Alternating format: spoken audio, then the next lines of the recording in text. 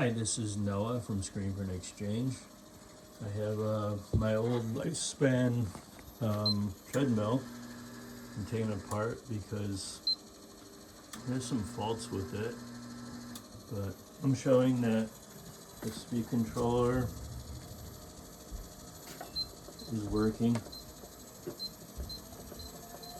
You see it's going faster because I'm going to sell it on eBay, the speed controller.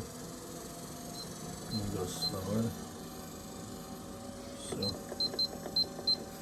and I'm going to show that the incline works. It's going up, it's hard to tell.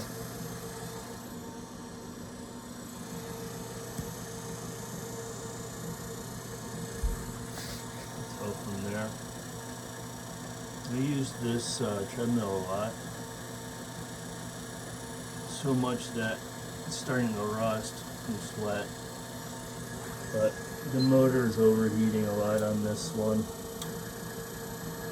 and I can't get the belt to stay in place even with the replacement. It's go left and right, so it's time to get a new one. And I'm just showing functioning parts so I can sell it on eBay, the parts, and then I'm going to scrap the rest because it's just too hard to bring up the stairs. So that's it.